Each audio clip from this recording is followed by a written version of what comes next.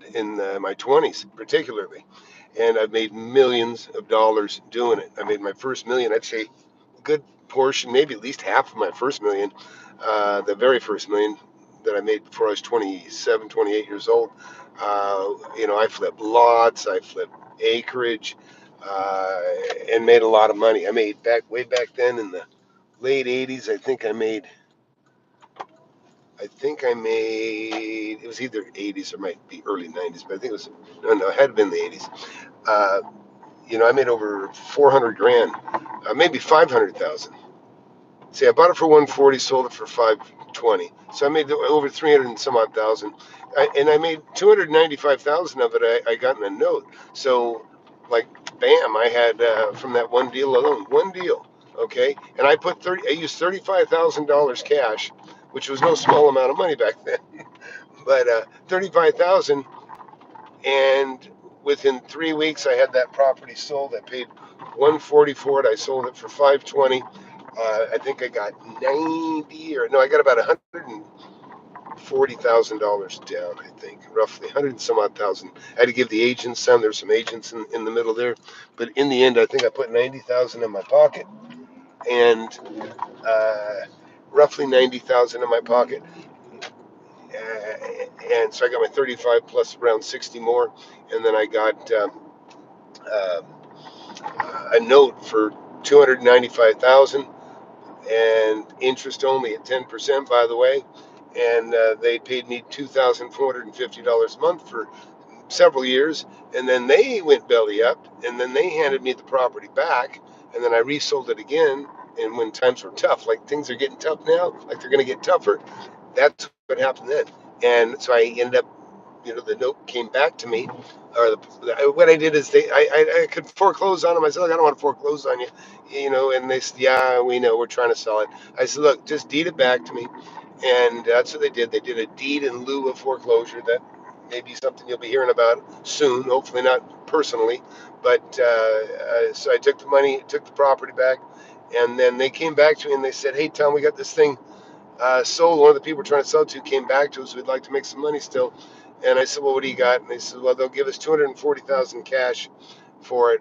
And I said, okay, let's do it. And so they just put me in touch. I sold it for 240,000 cash, and I gave the guy that I had foreclosed and taken the property from, basically not foreclosed, like I said, he deeded it to me in lieu of foreclosure. I gave him 20,000. I gave him a $20,000 finder's fee. Listen, when times get tough, you can't throw good money after bad. You got to face the music and just deal with the shit. Some people can just go into denial. They're going into denial right now, and they're going to make stupid mistakes. And guys like me are going to go in there. We're going to pick up the pieces and make money from it. And listen, if you ain't got my book, get my book. Wake Up and Smell the Real Estate. So let's talk about. And listen, we'll do a detailed. If you guys want to come back, hit notifications, hit that subscribe button. What we'll do is I'll try to get back here and we can do a live maybe around 3 or 4 o'clock today. That's Central Time. And I can jump around Google Earth and I'll give you some examples, or I'll try to, anyways. Try to do it at then. But I mean, I've over 100 properties for sure, just land, okay. And I think maybe I've done a total of 200 in my lifetime. And people say, "Oh, I flipped 1,000 deals." Well, fuck, how much money did you make? I've made millions of dollars on deals, and I'm telling you, it's not about quantity; it's about quality. And you guys that are interested in land, listen, land is one of the easiest things to to start with and to begin with. Now, there's flip side that is not easy. Holding land is not easy. Holding big volumes of land is quite expensive because you got to pay the taxes on it. Most of it sits there unproductive and doesn't make any money. And so it's a little bit of a game for the rich to hold, to kind of land bank it. But we're not talking about that. I had, I don't know, between 40 and 70 lots in this one area. And I'm going to do a video sometime on monopolizing an area. But because you can do that, you don't have to own everything to monopolize it. Let's share in the class.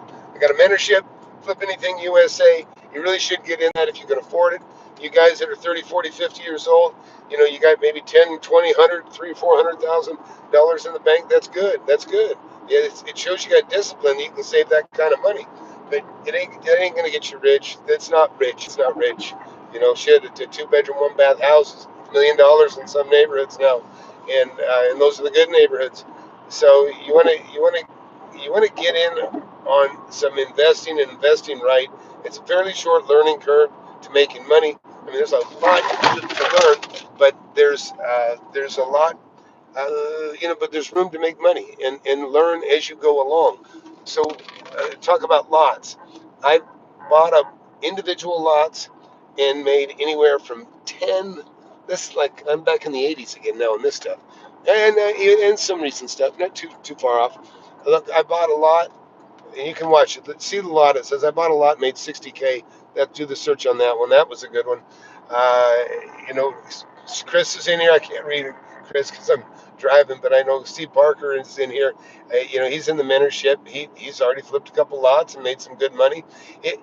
It's a wonderful way to make cash. Listen, when you're starting with very little, or when you want to get your feet wet, it's easy to double your money with, I would say, investments under $50,000. Really easy to double and triple those kinds of deals. You buy something for 10, sell it for 30.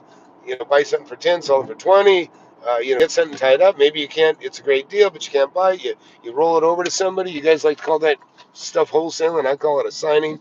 I mean, it's assignments. That's what I did. I assigned a lot of property when I had more deals than I could handle, or I had something I couldn't afford to buy by myself. I'd either get a partner or I'd assign it. But again, let's just talk about land again. I, I bought I bought a piece of land as an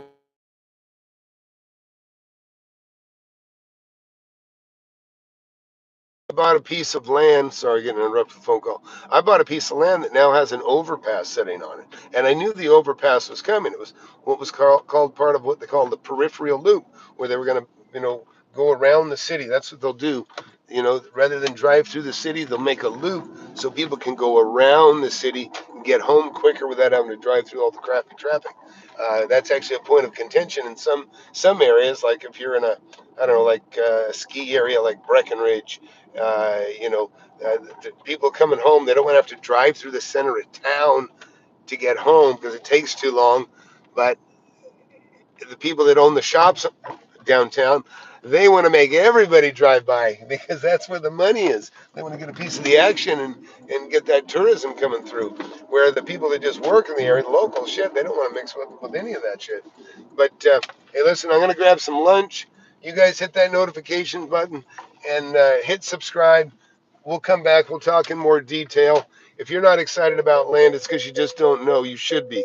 There's a fortune to be made in all kinds of real estate, housing, all that stuff. This recession stuff, listen, it's real. There's going to be big opportunities from it, but there's always opportunities before, during, after. It doesn't matter. Good times, bad times.